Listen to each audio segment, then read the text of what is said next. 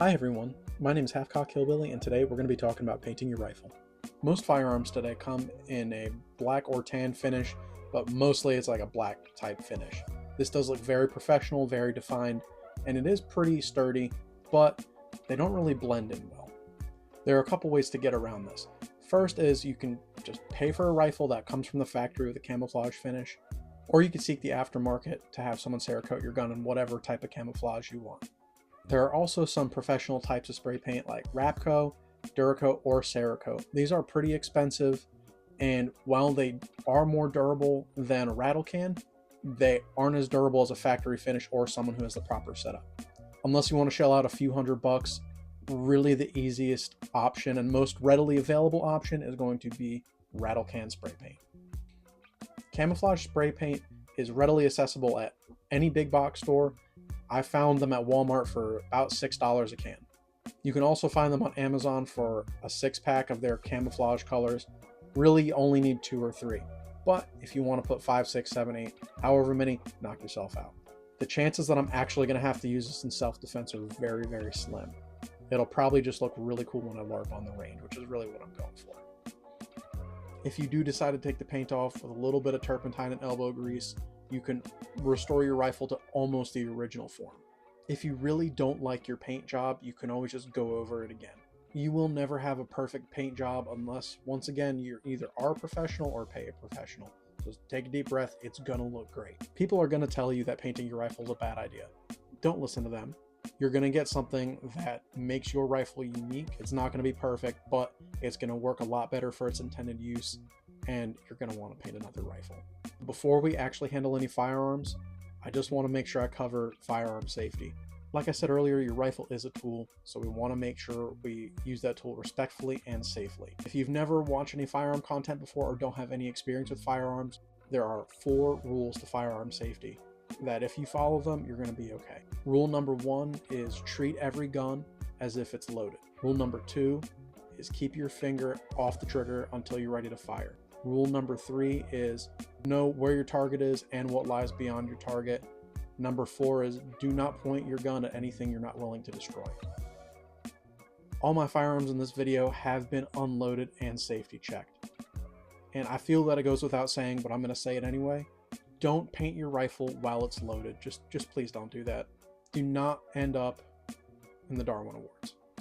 Now that I feel like I've talked enough, let's actually get to spray painting.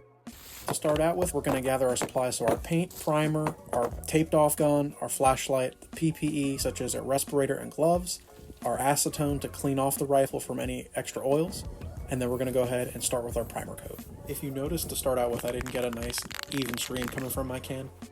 To avoid this, apply your spray paint to a test area to ensure the best stream.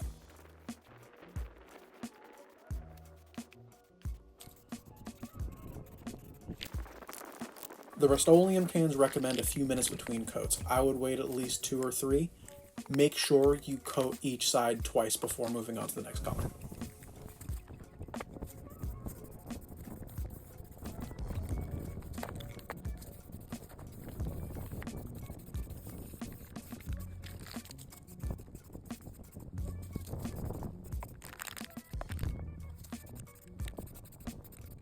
My first coat is going to be the Rust-Oleum Camouflage in Flat Sand, which is a perfect undercoat for where I live here in Virginia.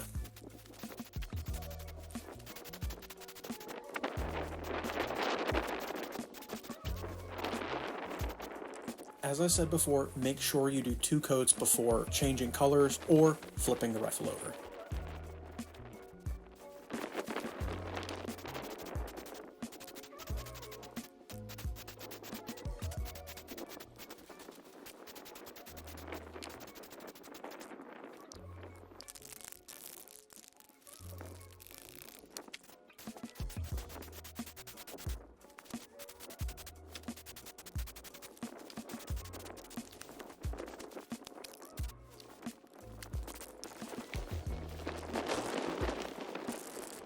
My next color is Rust-Oleum Camouflage Flat Earth Brown. Underbrush and plenty of trees, which are all about flat earth brown, which will really help eliminate the hard lines of my rifle. In lieu of a real camo pattern like Tiger Stripe, Multicam, or M81, I'm just grabbing local vegetation that I found here on the farm.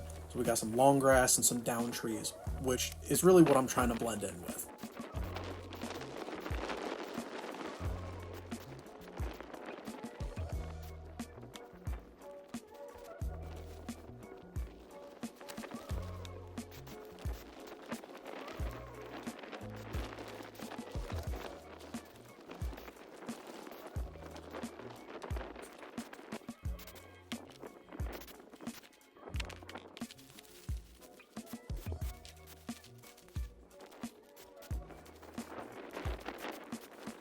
I highly recommend trying to paint the pattern on something other than your rifle before you start, as you'll figure out the nuances of using spray paint to paint your gun.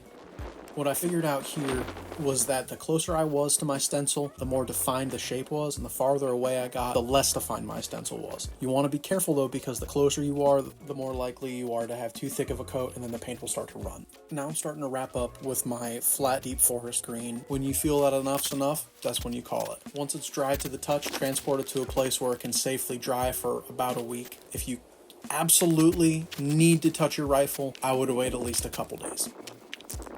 Alright guys, final thoughts. I am really happy with how my gun came out. I think it blends in well with my natural environment, and yeah, it's my rifle now.